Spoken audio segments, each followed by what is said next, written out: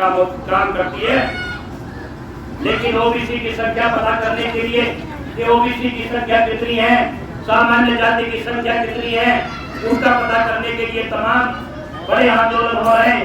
तमाम राजनीतिक पार्टियां इस फेवर में हैं कि जातिगत जनगणना होनी चाहिए। तमाम संगठन इस बात को करते हैं, लेकिन कोई भी सरकार, चाहे पहले कांग्रेस की सरकार रही हो और अब 8-9 साल से भारतीय जनता पार्टी की सरकार देश में है। 2018 में उस समय के गृह मंत्री आदरणीय राजनाथ सिंह जी ने एक आश्वासन दिया था, एक प्रेस नोट अपने मंत्रालय की तरफ से एक जारी किया था और उन्होंने कहा था कि हम 2021 की जो जनगणना होगी उसको जाति आधारित कराने का काम करेंगे। और 2019 में जब पार्लियामेंट का चुनाव हुआ और बड़ा एक प्रचंड बहुमत भारतीय जनता पार्टी को फिर नरेंद्र मोदी जी के प्रधानमंत्री को कंटिन्यू करने के लिए इस देश के लोगों ने देने का काम किया, तो उन्होंने गृह मंत्री को बदलकर अमित शाह को, जो आज के गृह मंत्री है, उनको उठाने का काम किया। और अमित शाह के सामने जब ये सवाल आया कि देश में जो 2021 की जनगणना होगी क्या वो जाति आधारित जनगणना होगी, तो उन्होंने उस प्रस्ताव को रिजेक्ट करने का काम कर दिया। और दुर्भाग्य की बात है, उसी समय कोरोना आ गया, अन्यथा जनगणना हो जाती और जनगणना का काम रुक गया। मैं कहना चाहता हूं, जब आप पक्षियों की गणना कर लेते हो, जब आप पेड़ पौधों की गणना करने का काम करते हो, तो शहरियों की संख्या कितनी है, बाल की संख्या कितनी है, प्रजापति की संख्या कितनी है, खड़गवंशी की संख्या कितनी है, गुर्जर की संख्या कितनी है, सैफी की संख्या कितनी है, कुरैशी की संख्या कितनी है, अंसारी की संख्या कितनी है। अगर ये भी गणना इस देश में हो जाएगी तो कौन सी आफत आ जाएगी।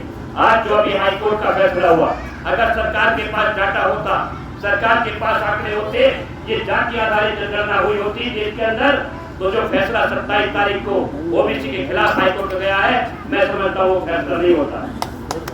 मैं कहना चाहता हूँ आपको इस मंच के माध्यम से, आप लोग वोट देकर सरकार बनाने का काम करते हो, जिसकी आप लोग चाहोगे, माता कह रहे थे, जिसकी आप चाहोगे उसकी सरकार बन जाएगी और जिसको आप चाहोगे वो सरकार से बाहर हो जाएगा।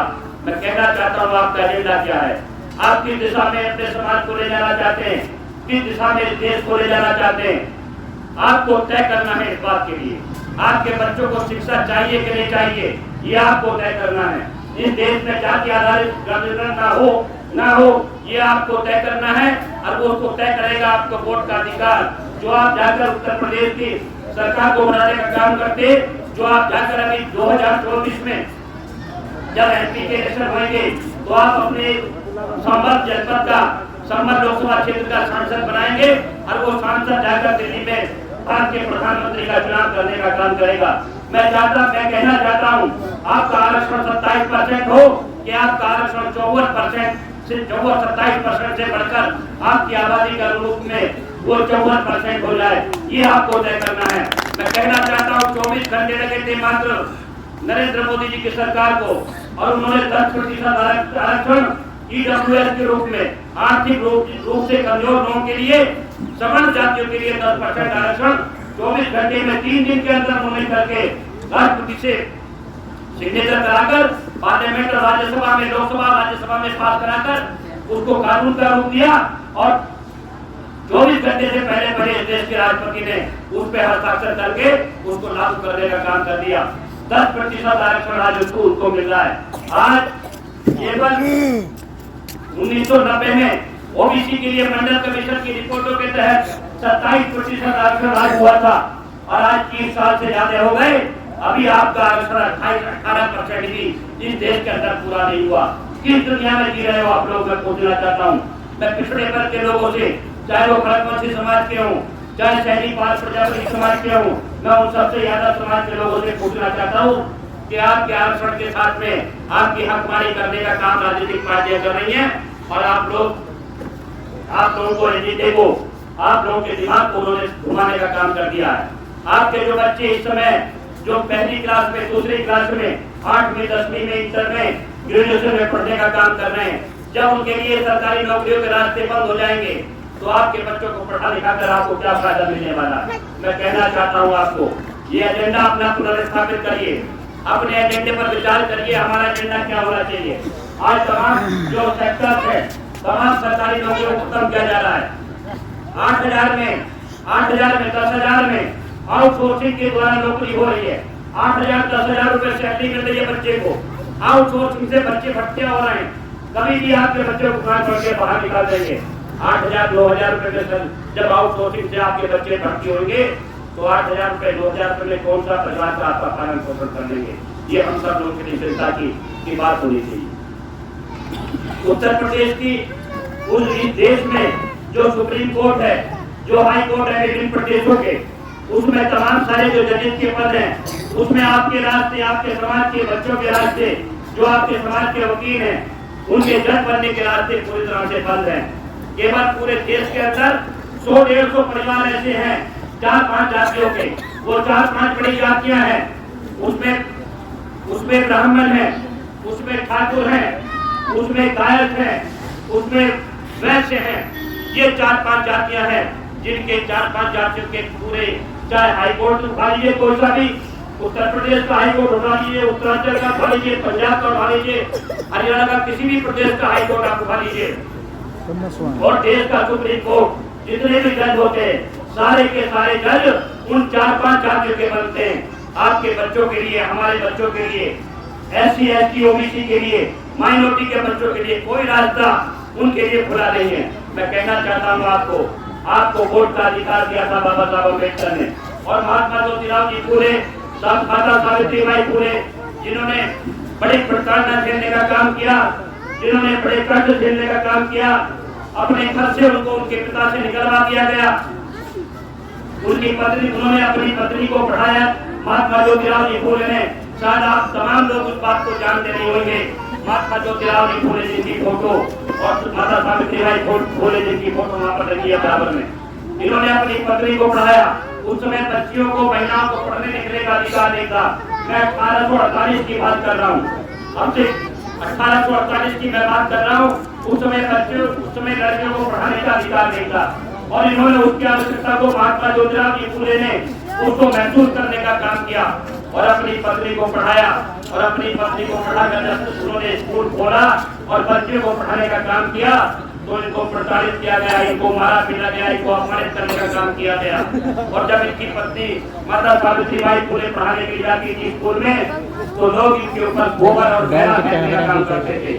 वो दो एक जोड़ी कपड़े एक्स्ट्रा अपनी थैली में लेके जाती थी, और जब वो कपड़े गंदे हो जाते थे मैंने से उनके गोबर से, उनकी जो लोग उनके ऊपर कीचड़ फेंकते थे उससे उन कपड़ों को स्कूल में जाके बदलकर दूसरे कपड़े पहनकर बच्चों को पढ़ाने का काम करती थी। आज बच्चियां पढ़ लिख कर जीवन के हर क्षेत्र में आगे बढ़ने का काम कर रही हैं। ऐसे महात्मा ज्योतिराव जी फुले ने जो सपना देखा था आपको पढ़ाने का, आज की सरकारें, आज पूंजीपतियों के हाथ में, केंद्रीय सरकारें आपके हाथ से, आपके बच्चों के हाथ से उस सपने को छीनने का काम कर रहे हैं। मैं कहना चाहता हूँ आपको, आप लोग एजेंडा सेट करिएगा, आप लोग विचार विमर्श करिएगा, और ये जो स्टूडेंट आर्मी का कार्यक्रम आज यहाँ पर हो रहा है, ये इसी श्रेणी में हो रहा है, इसी श्रृंखला में, इसी कड़ी में ये कार्यक्रम यहाँ पर हो रहा है। आज जो जिस तरह की बातें की जा रही हैं जातिवाद के नाम पर, धर्म के नाम पर, वो बातें आपके हित में नहीं है। मैं कहना चाहता हूँ आपको, आप शासक जमात थे, आपके समाज का विशेष तौर से शहरी समाज के लोगों की संख्या इस बैठक और मंच पर ज्यादा है। मैं कहना चाहता हूँ आपके समाज के लोग यहाँ पर महाराजा चक्रवर्ती सम्राट को होते थे इस देश के अंदर, उनका शासन काबुल से लेकर गंगार तक और कई देशों में उनका शासन होता था। आपके समाज के चाहे सम्राट अशोक हुए हो, सम्राट चंद्रगुप्त मौर्य रहे हो, तमाम सारे ऐसे 11-12 सम्राट आपके समाज के महाराजा सूरसेन रहे हो, उनका शासन होता था पूरे देश के अंदर।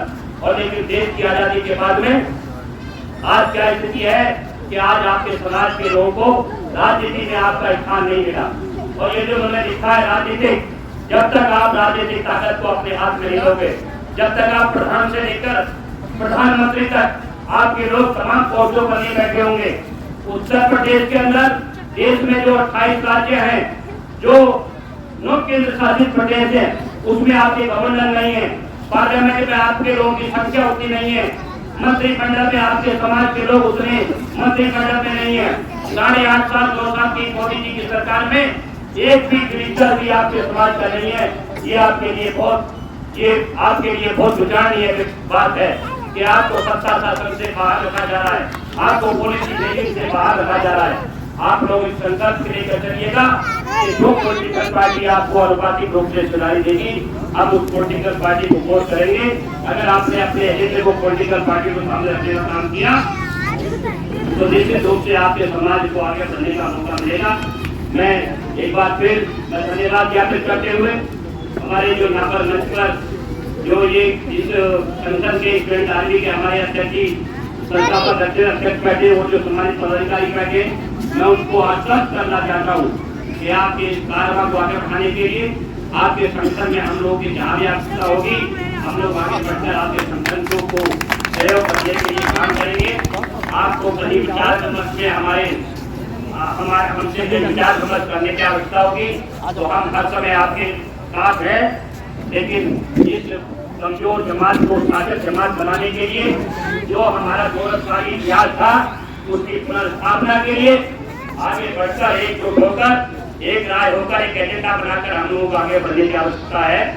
मैं इस कार्यक्रम के आयोजक और इस कार्यक्रम में जो हमारे मेहमान विशेष तौर से जो हमारी मातृशक्ति के रूप में महिला मोर्चे की निराजता जी बैठी है, मैं उन सबको अपने मन की गहराइयों से उनको धन्यवाद ज्ञापित करते हुए, उनको साधुवाद ज्ञापित करते हुए कि आपको और एक बात फिर आपको आश्वस्त करते हुए कि हमारी जहाँ भी लोग पड़ेगी इस स्थान पे भी हम लोग आपके संगठन के साथ में कदम से कदम मिलाकर हम लोग चलेंगे। और निश्चित रूप से अगर ये निरंतरता आपने रखी, लगातार ये कार्यक्रम होते रहे तो एक दिन साल में 2 साल में 4 साल में निश्चित रूप से ऐसा समय आएगा राजनीतिक पार्टी की आपके एजेंडे के अनुसार काम करेंगी। और जब आपके उद्देश्य को राजनीतिक पार्टी अपने एजेंडे में शामिल करेंगी तो आपके समाज के लोग राज्यपाल भी होंगे, केंद्र की सरकार में भी आपके लोग मंत्रिमंडल के में सहभागिता कर पॉलिसी मेकिंग में वो लोग काम करेंगे। आपके समाज के लोगों का रास्ता जुडिशरी में भी खुलेगा।